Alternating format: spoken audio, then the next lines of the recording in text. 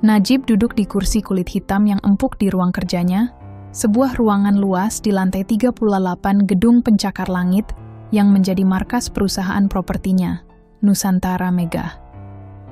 Dinding kaca di sekitarnya memantulkan gemerlap lampu kota Jakarta yang tak pernah tidur, menciptakan ilusi bahwa dunia berada di bawah kakinya. Pria berusia 42 tahun ini memiliki segalanya, kekayaan yang tak terhitung, reputasi sebagai pengusaha sukses, dan pengaruh yang membuat namanya disegani di kalangan elit. Namun malam ini, di balik jas mahal dan jam tangan emas yang melingkar, di pergelangan tangannya, Najib merasa seperti pria paling miskin di dunia. Di depannya, sebuah foto berbingkai perak berdiri di atas meja kayu mahoni. Foto itu menangkap momen bahagia yang kini terasa seperti mimpi yang telah sirna. Najib, Anita, dan Sylvie yang masih bayi, tersenyum di bawah pohon sakura di Tokyo. Anita, istrinya memiliki senyum yang selalu membuat hatinya hangat, seolah dunia tak pernah punya masalah. Sylvie, yang kini berusia 8 tahun, adalah bayi mungil dalam foto itu, dengan pipi tembam dan mata besar yang penuh keajaiban. Najib memandang foto itu, jarinya menyentuh wajah Anita di kaca dingin, dan dadanya terasa sesak. 3 tahun telah berlalu, sejak kecelakaan tragis itu merenggut Anita darinya, meninggalkan luka yang tak pernah benar-benar sembuh. "Anita, aku janji akan jaga Sylvie," gumamnya, suaranya parau. "Tapi aku gagal, bukan?" Matanya berkaca-kaca, tetapi ia buru-buru mengusap air matanya. Pria seperti Najib tidak boleh menangis. Ia telah belajar itu sejak kecil, dari ayahnya yang keras, yang menganggap air mata adalah tanda kelemahan. Namun, di hadapan foto keluarganya, ia tak bisa menahan rasa sakit yang menggerogoti hatinya. Sylvie, putri kecilnya, adalah satu-satunya alasan ia bangun setiap pagi. Gadis kecil dengan rambut panjang yang selalu diikat dengan penjepit merah muda itu adalah cahaya dalam hidupnya yang kelam. Dulu, Sylvie selalu berlari ke pelukannya saat ia pulang dari kantor, dengan senyum lebar dan cerita-cerita kecil tentang harinya di sekolah. "Papa, tadi aku gambar bunga di kelas seni. Buah yang paling manis apa, Papa? Aku mau ceritain ke teman," katanya suatu kali, matanya berbinar. Najib selalu tertawa, mengangkatnya tinggi-tinggi, dan berkata, "Buah paling manis itu Sylvie anak Papa." Tawa mereka akan menggema di ruang tamu rumah mewah mereka di kawasan Menteng, mengusir lelahnya seharian bekerja. Namun, sejak beberapa bulan terakhir, Sylvie berubah. Senyum itu hilang, digantikan oleh wajah pucat dan mata sembab yang selalu menunduk. Setiap sore, ketika mobil mewah yang mengantarnya dari sekolah berhenti di depan rumah, Sylvie akan turun dengan langkah gontai. Tas sekolahnya diseret di lantai. Ia tak lagi berlari ke pelukan Najib. Sebaliknya, ia akan mengangguk kecil saat Najib menyapanya, lalu berjalan cepat ke kamarnya dan mengunci pintu. Najib sering mendengar isakan pelan dari balik pintu kamar Sylvie. Tetapi setiap kali ia mengetuk, Sylvie hanya berkata, "Aku baik-baik saja, Papa. Aku cuma capek." Najib tahu itu bohong. Matanya yang merah, tubuhnya yang gemetar, dan senyum palsu yang ia paksa setiap pagi sebelum berangkat sekolah adalah tanda-tanda yang tak bisa ia abaikan. Hatinya mencelos setiap kali melihat putrinya berusaha menyembunyikan kesedihannya. Ia merasa seperti orang utahan yang gagal, tak mampu melindungi satu-satunya harta yang ia miliki. "Apa yang salah, Sylvie?" tanyanya suatu malam, duduk di samping ranjang kecil di kamar Sylvie yang penuh boneka dan warna pastel.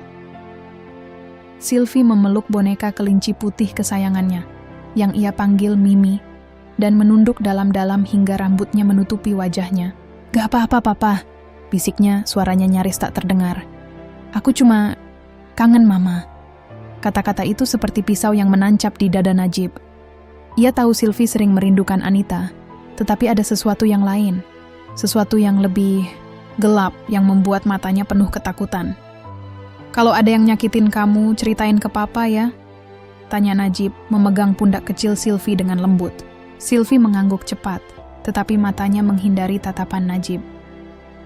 Ia memeluk boneka itu lebih erat, seolah itu satu-satunya pelindungnya dari dunia yang kejam. Najib ingin memaksa, ingin mengguncang pundak kecil itu dan meminta kebenaran, tetapi ia tahu itu hanya akan membuat Sylvie semakin menutup diri. Ia hanya bisa mencium kening putrinya, berdoa agar esok hari akan lebih baik.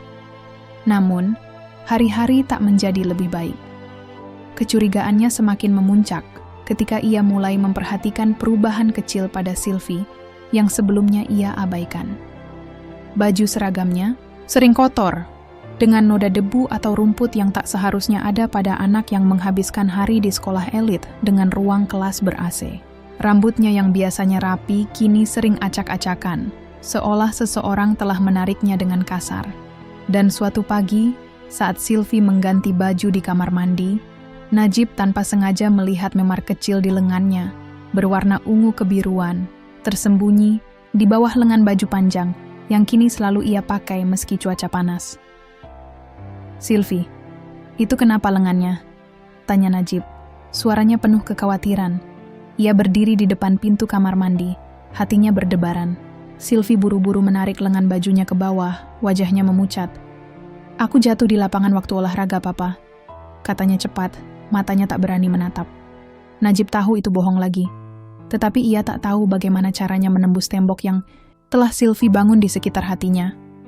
Malam itu, Najib tak bisa tidur. Saya berjalan mondar-mandir di ruang tamunya, memandang jam dinding yang berdetak pelan, seolah mengingatkannya bahwa setiap detik yang lewat adalah waktu yang ia sia-siakan untuk melindungi putrinya. Dia mengingat kembali momen-momen kecil yang kini terasa seperti peringatan. Sylvie yang tak lagi mau berenang di klub akhir pekan karena malu dengan tubuhnya. Sylvie yang tiba-tiba tak suka difoto, dan Sylvie yang selalu membawa boneka Mimi kemana-mana, seolah itu satu-satunya teman yang ia percaya. "Apa ada yang jahat sama kamu di sekolah?" tanya suatu sore, tak tahan lagi dengan kecurigaannya. Mereka sedang duduk di ruang tamu, dengan sinar matahari senja yang menyelinap melalui jendela besar, menciptakan bayang-bayang panjang di lantai marmer. Sylvie sedang menggambar di buku sketsanya, tetapi tangannya berhenti bergerak saat mendengar pertanyaan itu. Dia menunduk. Pensilnya jatuh ke lantai dengan suara kecil yang terasa seperti dentuman di telinga Najib. "Enggak, Papa," jawab Sylvie, suaranya gemetar. "Sekolah baik-baik saja." Namun, mata besar yang dulu penuh keajaiban, kini dipenuhi ketakutan. Najib ingin memeluknya, ingin mengatakan bahwa ia akan memperbaiki semua, tetapi ia tahu bahwa Sylvie tak akan bicara. Tidak sekarang, tidak kepadanya. Keesokan harinya, Najib memutuskan untuk bertindak. Sebagai pria yang terbiasa menyelesaikan masalah dengan kekuasaan dan koneksi, ia tak bisa hanya duduk diam dan melihat putrinya menderita. Dia menghubungi Reza, seorang teman lama yang kini menjalankan perusahaan teknologi canggih di Singapura. "Aku butuh alat perekam, Rez," katanya melalui telepon, suaranya tegas meski hatinya bergetar. "Kecil, tak terdeteksi, bisa dipasang di aksesori anak-anak. Aku perlu tahu apa yang terjadi dengan Sylvie." Reza tak bertanya banyak. 2 hari kemudian, sebuah paket kecil tiba di meja Najib, berisi alat perekam berukuran sebutir kacang, dilengkapi mikrofon sensitif dan kamera tersembunyi yang hampir tak terlihat. Najib memandang alat itu dengan campuran harap dan takut. Dia tahu bahwa keputusannya ini melanggar privasi Sylvie, tetapi ia tak punya pilihan lain. "Aku harus tahu," gumamnya. Tangannya gemetar saat memegang alat kecil itu. Pagi itu Najib duduk di meja makan, menatap Sylvie yang mengunyah roti panggangnya dengan pelan. Dia telah memasang alat perekam itu di penjepit rambut merah muda kesukaan Sylvie, memastikan itu tersembunyi sempurna di antara hiasan bintang kecil yang berkilauan. "Cantik sekali kamu hari ini, sayang," katanya memaksakan senyum di wajahnya. Sylvie tersenyum kecil, tetapi ada bayang-bayang ketakutan di matanya, seolah yang tahu dia akan menghadapi sesuatu yang mengerikan di hari itu. Saat mobil Rolls-Royce yang mengantar Sylvie ke sekolah elit di Jakarta Selatan melaju meninggalkan halaman rumah, Najib berdiri di teras, memandang kepergian putrinya dengan hati berdebar. "Tuhan, lindungi dia," doanya dalam hati, tangannya mengepal erat. Dia tak tahu bahwa keputusan untuk memasang alat perekam itu akan menguak rahasia yang akan menghancurkan hatinya membawanya ke dalam badai emosi yang tak pernah ia bayangkan. Pagi di sekolah elit bintang Nusantara seharusnya penuh dengan tawa anak-anak, suara lonceng yang ceria, dan langkah-langkah ringan menuju kelas. Gedung-gedung megah dengan dinding putih bersih, taman yang dipangkas rapi, dan ruang kelas ber-AC dengan papan pintar interaktif mencerminkan kemewahan yang hanya mampu dibeli oleh keluarga-keluarga terkaya di Jakarta. Namun bagi Sylvie, gadis kecil berusia 8 tahun dengan penjepit rambut merah muda yang berkilau, tempat ini bukan surga pendidikan, melainkan neraka kecil yang tersembunyi di balik tembok-tembok megah itu. Sylvie melangkah masuk melalui gerbang, besi berukir dengan langkah ragu.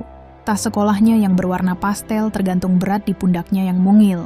Ia menunduk, rambut panjangnya yang biasanya diikat rapi kini sedikit kusut, seolah mencerminkan kekacauan di dalam hatinya.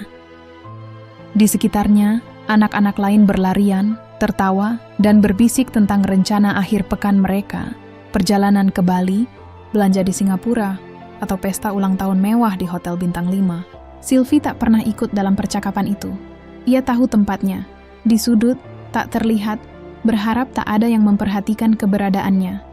Namun, harapan itu selalu sia-sia. Di kelas, ia memilih bangku di baris belakang, dekat jendela, tempat ia bisa menatap pohon-pohon di luar, dan berpura-pura dunia di dalam kelas tak ada. Tapi bayang-bayang Clarissa, putri seorang pejabat tinggi yang selalu mengenakan seragam dengan lencana emas dan sepatu bermerek, selalu menemukannya. Clarissa bukan hanya populer, ia adalah ratu kecil di sekolah ini, dikelilingi oleh pengikut setia yang siap melakukan apa saja untuk menyenangkan hatinya. Bersama Fania, anak seorang pengusaha kosmetik, dan Lisa, yang ayahnya memiliki jaringan restoran, Clarissa membentuk trio yang ditakuti oleh anak-anak lain, terutama Sylvie. Pagi itu, saat Bu Rina, wali kelas mereka, sedang menulis di papan, Clarissa menoleh ke arah Sylvie. "Lihat, si anak mami yang cengeng datang lagi," bisiknya, cukup keras agar anak-anak di sekitarnya mendengar. Tawa kecil meletus dari beberapa meja, seperti jarum-jarum kecil yang menusuk hati Sylvie. Ia menunduk lebih dalam, tangannya mencengkeram pensil, dengan erat hingga buku-buku jarinya memutih. "Jangan nangis lagi ya Sylvie, nanti mama kamu bangun, dari kubur buat njem kamu," tambah Clarissa. Suaranya manis tapi penuh racun. Fania terkikik, sementara Lisa menutup mulutnya, berusaha menyembunyikan tawanya. Sylvie tak menjawab. Ia tak pernah menjawab. Ia tahu bahwa membela diri hanya akan membuat semuanya lebih buruk. 2 bulan lalu, ketika ia berani berkata, "Jangan bilang gitu tentang mama," Clarissa telah mendorongnya ke dinding koridor hingga punggungnya memar sambil berkata, "Kamu pikir kamu siapa? Berani ngelawan aku?" Sejak itu, Sylvie belajar untuk diam, untuk menahan air matanya, untuk menyembunyikan rasa sakitnya. Tapi setiap ejekan, setiap cemoohan, terasa seperti pisau yang mengiris hatinya sedikit demi sedikit.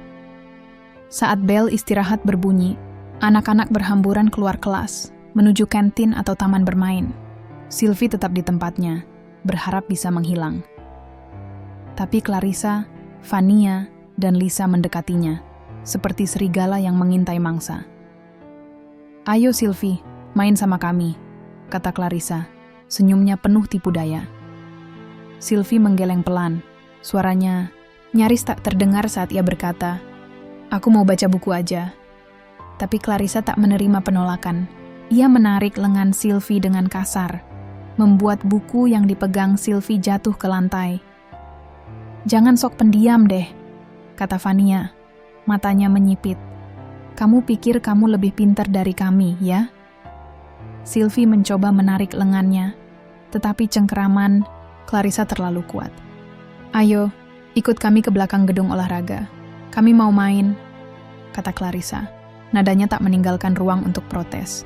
Sylvie tahu apa arti main bagi mereka.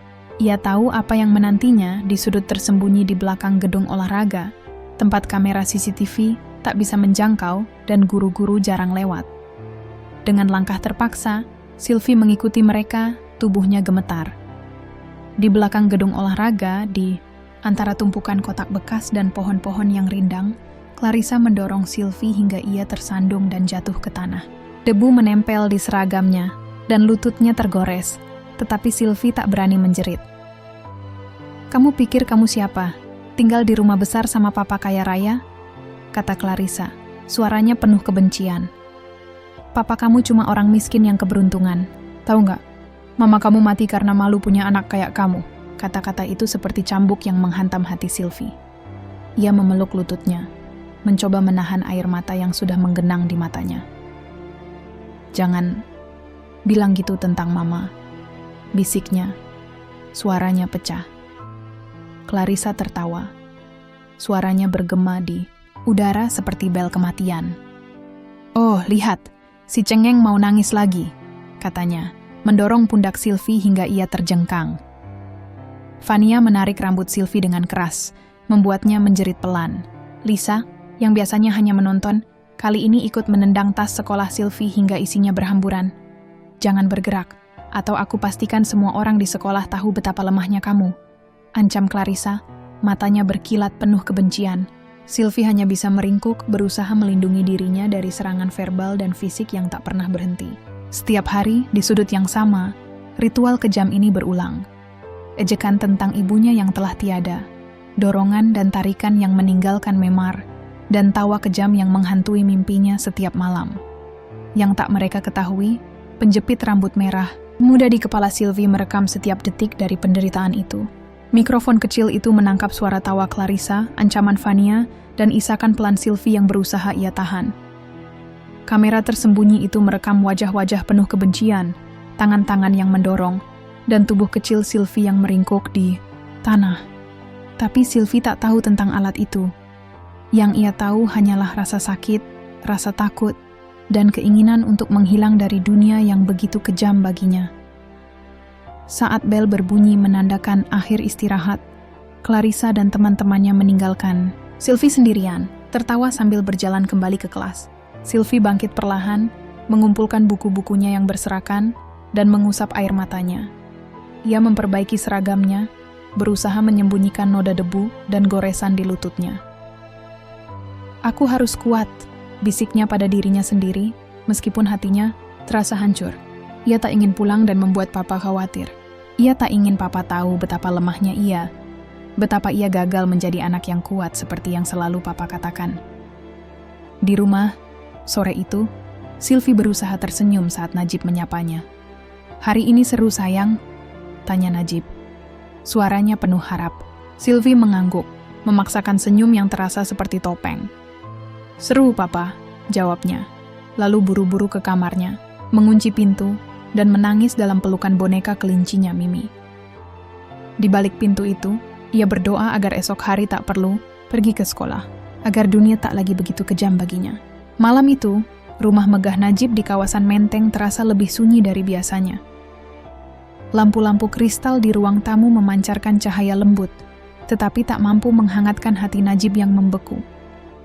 Ia duduk di kursi kulit di ruang kerjanya, laptop di depannya menyala, menampilkan ikon file audio dan video dari alat perekam yang ia pasang di penjepit rambut Sylvie. Jantungnya berdegup kencang, seperti drum perang yang menggema di dadanya. Ia tahu bahwa apa yang akan ia dengar dan lihat malam ini akan mengubah segalanya, tetapi ia tak siap untuk kebenaran yang akan menghantamnya seperti badai. Najib menarik napas dalam-dalam, jarinya ragu-ragu di atas tombol play. Di benaknya, bayangan Sylvie kecil berlari ke pelukannya dengan tawa ceria berputar-putar, bercampur dengan gambar wajah pucatnya yang kini selalu sembab setiap pulang sekolah. "Aku harus tahu," gumamnya, suaranya nyaris tak terdengar, seolah meyakinkan dirinya sendiri. Dengan tangan gemetar, ia mengklik tombol itu. Suara pertama yang terdengar adalah langkah kecil Sylvie, derap sepatunya di trotoar sekolah yang bergema, pelan. Lalu suara bising anak-anak lain, tawa, dan obrolan tentang libur akhir pekan menciptakan ilusi normalitas. Najib menahan napas, menunggu sesuatu yang akan mengkonfirmasi kecurigaannya. Tak lama kemudian, suara seorang gadis yang nadanya manis, tapi penuh racun terdengar jelas. "Lihat, si anak mami yang cengeng datang lagi," kata suara itu, diikuti tawa kecil dari anak-anak lain. Najib mengenali suara itu seketika. Clarissa, putri seorang pejabat tinggi yang selalu memamerkan kekayaan keluarganya di acara-acara sekolah. Jantung Najib mencelos saat ia mendengar suara Sylvie, kecil dan gemetar, nyaris tak terdengar. "Jangan bilang gitu," katanya, tetapi suaranya terputus oleh cemoohan lain. "Cengeng, mama kamu udah mati. Sekarang kamu mau nangis minta mama, ya?" kata Clarissa, diikuti tawa kejam yang seperti pisau di telinga Najib. Ia memejamkan mata, tangannya mengepal hingga buku-buku jarinya memutih. Gambar Sylvie yang ketakutan, sendirian, dihina di tengah kerumunan anak-anak, menghantam pikirannya seperti ombak. Rekaman itu berlanjut dan kebenaran menjadi semakin mengerikan. Suara dorongan, suara tubuh kecil yang tersandung ke tanah, dan jeritan pelan Sylvie membuat Najib menutup mulutnya dengan tangan, berusaha menahan isakan. "Jangan bergerak, atau aku pastikan semua orang di sekolah tahu betapa lemahnya kamu," ancam Clarissa, suaranya dingin dan penuh kebencian. Najib membayangkan putri kecilnya meringkuk di tanah, dikelilingi wajah-wajah penuh ejekan, dan hatinya terasa seperti diremukkan. Ia ingin berlari ke sekolah saat itu juga, menarik Sylvie ke pelukannya, dan menghancurkan siapapun yang berani menyakitinya. Tapi yang membuat dadanya semakin sesak adalah suara dewasa yang tiba-tiba muncul di rekaman. "Sylvie, jangan lebay. Anak-anak cuma bercanda," kata suara itu. Acuh tak acuh, seolah penderitaan Sylvie tak lebih dari drama anak kecil. Najib mengenali suara itu, Bu Rina, wali kelas Sylvie, yang seharusnya menjadi pelindung putrinya di sekolah. "Bercanda?" gumam Najib, kemarahan membakar dadanya. "Ini bukan bercanda, ini kejam." Ia mendengar Sylvie mencoba berbicara, suaranya penuh isak. "Bu, mereka bilang mama." Tetapi Bu Rina memotongnya. "Sudah Sylvie, masuk kelas, sekarang. Jangan buat masalah." Najib mematikan rekaman itu sejenak, tak sanggup mendengar lebih jauh. Ia berdiri, berjalan mondar-mandir di ruang kerjanya. Tangannya menarik rambutnya sendiri. "Kenapa kamu gak cerita, sayang?" bisiknya. Air matanya akhirnya jatuh. Ia merasa seperti ayah terburuk di dunia, membiarkan putrinya menderita dalam diam sementara ia sibuk dengan rapat, kontrak, dan dunia bisnis yang tak pernah berhenti. Rasa bersalah menyelimutinya seperti kabut tebal, membuatnya sulit bernapas. Ia kembali ke laptop, memutar rekaman itu lagi, kali ini dengan tekad untuk mendengar semuanya. Setiap kata, setiap tawa kejam, setiap isakan Sylvie, ia catat dalam pikirannya. Nama-nama pelaku, Clarissa, Vania, Lisa, terukir dalam ingatannya seperti daftar musuh. Tapi yang paling menyakitinya adalah ketidakpedulian Bu Rina, guru yang ia percaya untuk menjaga Sylvie. "Aku pikir sekolah itu aman," gumamnya, suaranya penuh penyesalan. "Aku pikir uangku bisa melindungi dia." Najib teringat malam-malam ketika Sylvie pulang dengan baju kotor dan memar kecil di lengannya. Ia teringat bagaimana Sylvie selalu memakai lengan panjang meski cuaca Jakarta panas. Bagaimana ia tak lagi mau berenang atau difoto. "Aku bodoh," katanya pada dirinya sendiri. Air matanya jatuh ke meja. "Aku seharusnya tahu." Ia membayangkan Sylvie sendirian, ketakutan, berusaha kuat demi ayahnya, dan rasa sakit itu terasa seperti pisau yang berputar di dadanya. Di luar ruang kerjanya, rumah itu sunyi. Sylvie sudah tidur, atau setidaknya begitu yang Najib pikirkan. Ia tak tahu bahwa di kamarnya, Sylvie meringkuk di bawah selimut, memeluk boneka kelinci Mimi, menangis dalam diam. "Maaf Papa," bisik Sylvie pada bonekanya. "Aku gak mau Papa malu punya anak lemah kayak aku." Ia tak tahu bahwa alat perekam di penjepit rambutnya telah merekam semua penderitaannya, bahwa ayahnya kini tahu kebenaran yang ia coba sembunyikan. Najib duduk kembali, memutar rekaman itu berulang-ulang, seolah ingin menghukum dirinya sendiri, dengan mendengar setiap detik penderitaan putrinya. Ia mencatat setiap detail, setiap nama, setiap kata yang bisa ia gunakan untuk membela Sylvie. Tapi di balik kemarahannya, ada rasa takut yang lebih dalam. Takut bahwa ia telah kehilangan kepercayaan, Sylvie bahwa ia telah gagal sebagai ayah. Aku akan perbaiki ini, sayang. Janjinya, suaranya parau. Papa akan pastikan mereka membayar. Malam itu, Najib tak tidur. Ia duduk di depan foto keluarganya, memandang wajah Anita yang tersenyum. Aku janji akan melindunginya, Anita. Katanya air matanya jatuh. Tapi aku gagal. Di hatinya ia tahu bahwa kebenaran yang ia temukan malam ini hanyalah awal dari badai yang akan datang. Badai yang akan menguji kekuatannya sebagai ayah dan cintanya pada Sylvie. Malam itu, rumah megah Najib di Menteng terasa seperti penjara yang dingin dan sunyi. Lampu-lampu kristal di ruang tamu memancarkan cahaya keemasan, tetapi tak mampu menembus kegelapan yang menyelimuti hati Najib. Ia duduk di sofa panjang, memandang foto keluarga di dinding. Ia, Anita, dan Sylvie yang masih bayi, tersenyum di bawah pohon sakura yang bermekar. Wajah Anita dalam foto itu, dengan senyum lembut yang selalu menenangkannya, kini terasa seperti tuduhan bisu. Aku janji akan melindungi Sylvie, Anita, bisiknya, suaranya parau penuh penyesalan. Tapi aku gagal total. Rekaman dari penjepit rambut Sylvie masih bergema di pikirannya. Setiap kata kejam dari Clarissa, setiap tawa penuh ejekan dari Vania dan Lisa, dan yang paling menyakitkan, ketidakpedulian Bu Rina, wali kelas, yang seharusnya menjadi pelindung putrinya. Najib menutup mata, mencoba menahan air mata yang terus mengalir. Ia membayangkan Sylvie, tubuh kecilnya meringkuk di tanah, dikelilingi wajah-wajah penuh kebencian, dan hatinya terasa seperti diremukkan oleh tangan tak terlihat. "Kenapa kamu gak cerita, sayang?" Gumamnya, suaranya pecah. "Kenapa kamu biarkan papa gagal melindungi kamu?" Najib tak bisa tidur. Ia berjalan mondar-mandir di ruang tamu. Langkahnya berat seolah membawa beban dunia. Jam dinding berdetak. Pelan, setiap detik terasa seperti pengingat bahwa ia telah membiarkan Sylvie menderita dalam diam selama berbulan-bulan.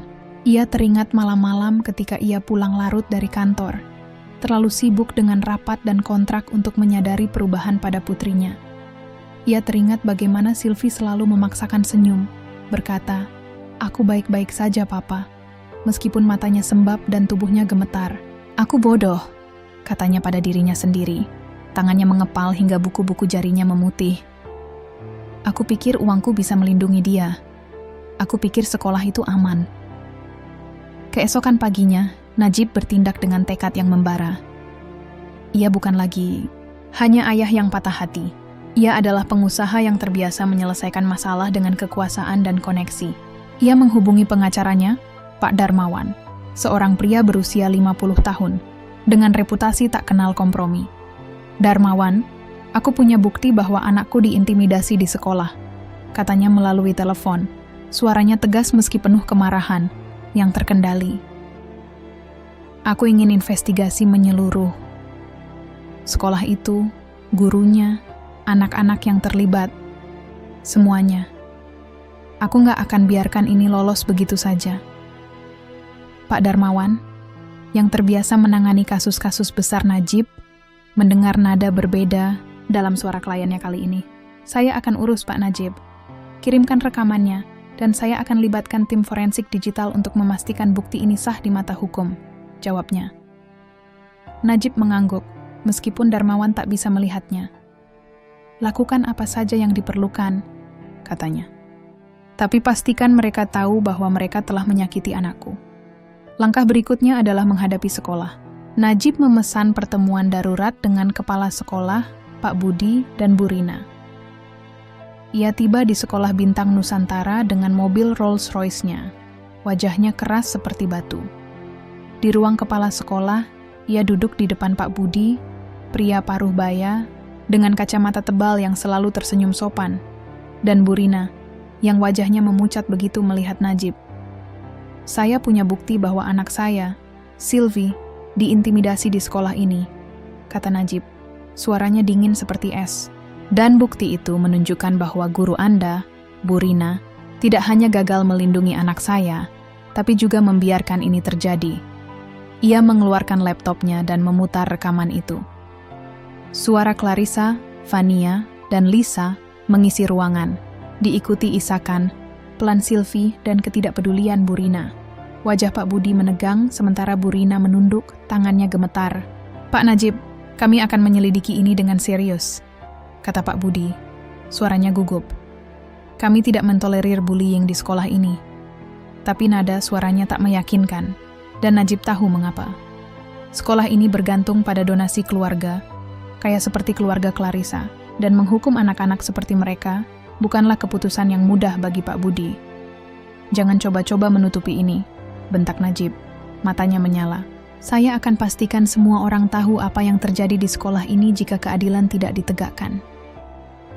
Ia berdiri, meninggalkan ruangan dengan langkah tegas, tetapi di dalam hatinya, badai kemarahan dan kesedihan masih bergolak.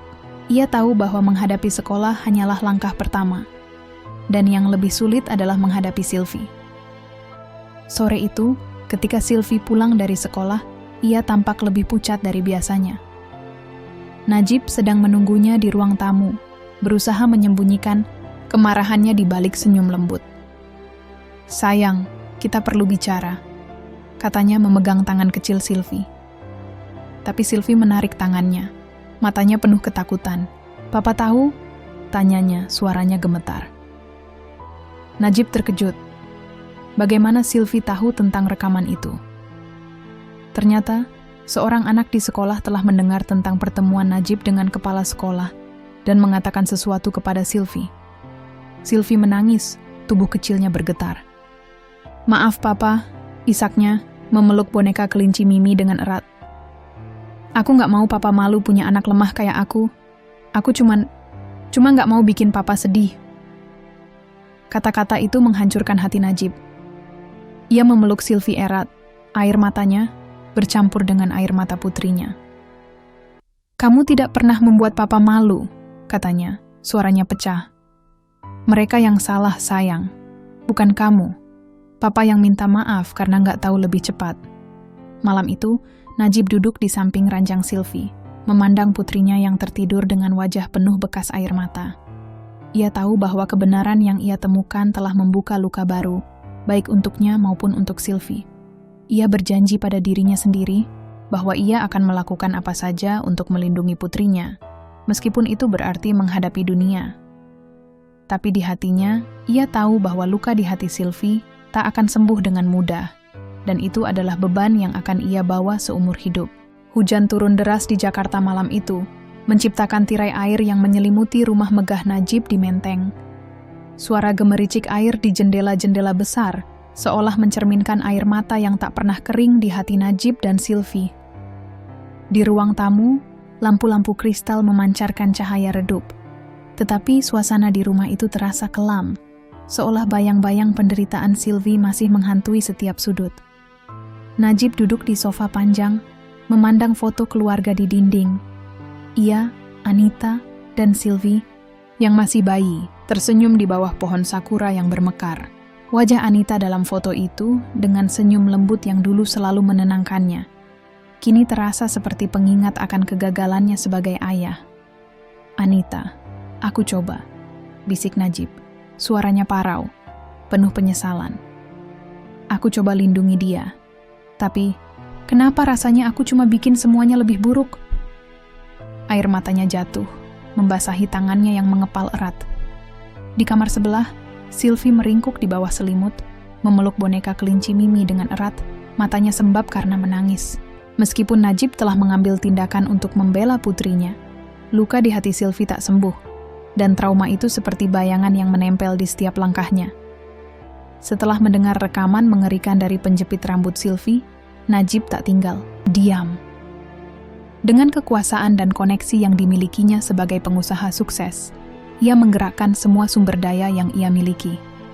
Ia menyerahkan rekaman itu kepada pengacaranya, Pak Darmawan, yang langsung bekerja dengan tim forensik digital untuk memastikan bukti itu sah di mata hukum. Najib juga menghubungi kontak-kontaknya di media, memastikan bahwa skandal bullying di sekolah elit bintang Nusantara akan terungkap ke publik. "Mereka harus tahu," katanya kepada Pak Darmawan, suaranya penuh kemarahan yang terkendali. "Dunia harus tahu apa yang mereka lakukan pada anakku." Dalam hitungan hari, berita itu meledak. Headline di surat kabar dan portal berita online berlomba-lomba melaporkan. Skandal bullying di sekolah elit Jakarta. Anak pengusaha terkenal jadi korban. Rekaman audio dan video yang diedit untuk melindungi identitas Sylvie menjadi viral, memicu kemarahan publik. Nama Clarissa, Fania, dan Lisa, meskipun disensor, menjadi bahan pembicaraan. Orang tua mereka, yang selama ini menikmati status sosial tinggi, mendadak terpojok. Sekolah Bintang Nusantara, yang selama ini bangga dengan reputasinya, terpaksa mengeluarkan pernyataan resmi, berjanji akan menyelidiki kasus itu. Clarissa dan teman-temannya diskors, dan Bu Rina, wali kelas yang gagal melindungi Sylvie, diberhentikan. Pak Budi, kepala sekolah, meminta maaf secara terbuka kepada Najib, tetapi kata-katanya terasa kosong. Kami akan memastikan ini tidak terulang, Pak Najib, katanya. Suaranya gugup. Najib hanya menatapnya dengan dingin. Terlambat, jawabnya, lalu berbalik meninggalkan ruangan. Ia tahu bahwa hukuman itu, meskipun terlihat adil di mata dunia, tak akan pernah cukup untuk menyembuhkan luka di hati Sylvie. Namun, keadilan yang Najib kejar ternyata membawa konsekuensi yang tak ia duga. Publikasi skandal itu membuat Sylvie menjadi pusat perhatian, sesuatu yang ia hindari sepanjang hidupnya. Di sekolah, anak-anak lain mulai berbisik saat ia lewat, beberapa dengan simpati, tetapi banyak yang dengan rasa ingin tahu yang kejam. Itu anak yang dibuli, kan? Bisik mereka, membuat Sylvie semakin menunduk, berusaha menghilang di antara kerumunan. Najib memutuskan untuk memindahkan Sylvie ke sekolah baru, sebuah institusi yang lebih kecil dan kurang bergengsi, dengan harapan ia bisa memulai kembali tanpa bayang-bayang masa lalu. Tapi trauma itu tak mudah hilang. Di sekolah baru, Sylvie tetap pendiam, takut membuka diri kepada teman-teman barunya. Setiap malam, ia terbangun dari mimpi buruk, menangis memanggil ibunya. "Mama, tolong aku." Isaknya dalam tidur, membuat Najib yang sering memeriksanya di tengah malam merasa hatinya hancur berkeping-keping. Ia akan duduk di samping ranjang Sylvie, memegang tangan kecil putrinya, berjanji dalam hati bahwa ia akan selalu ada untuknya. "Papa di sini, sayang," bisiknya, meskipun ia tahu kata-kata itu tak cukup untuk mengusir ketakutan yang mengakar di hati Sylvie. Satu malam, ketika hujan masih turun di luar, Sylvie duduk di pangkuan Najib di ruang tamu, memeluk Mimi dengan erat. "Papa, aku bikin papa susah ya?" tanyanya. Suaranya kecil dan penuh rasa bersalah. Najib memeluknya erat, air matanya jatuh ke rambut putrinya. "Kamu tidak pernah bikin papa susah," katanya. Suaranya pecah. "Kamu adalah harta papa, Sylvie. Papa cuma ingin kamu bahagia lagi." Tapi Sylvie hanya menunduk, matanya kosong. "Aku nggak tahu caranya bahagia lagi, papa," bisiknya, dan kata-kata itu seperti pisau yang menancap di dada Najib. Najib menyadari bahwa keadilan yang ia kejar, meskipun telah menghukum pelaku, tak bisa mengembalikan senyum ceria Sylvie yang dulu. Ia telah menggunakan kekayaan dan kekuasaannya untuk melawan dunia, tetapi ia tak bisa melawan luka di hati putrinya. Setiap malam, ia duduk di samping ranjang Sylvie, memandang wajah kecil yang tertidur dengan bekas air mata, dan berdoa agar esok hari akan lebih baik. "Aku akan jadi ayah yang lebih baik, sayang," bisiknya, meskipun ia tahu perjalanan ini akan panjang dan penuh air mata. Cerita berakhir dengan Sylvie tertidur dalam pelukan Najib. Hujan masih turun di luar, seolah mencerminkan air mata yang tak pernah kering di hati mereka. Di tengah kegelapan, Najib memegang tangan putrinya, berjanji pada dirinya sendiri dan pada Anita bahwa ia akan terus berjuang, tak peduli betapa pahitnya keadilan yang ia temukan. Tapi di hatinya, ia tahu bahwa luka Sylvie adalah cermin dari kita-tatanya, dan itu adalah beban yang akan ia bawa selamanya.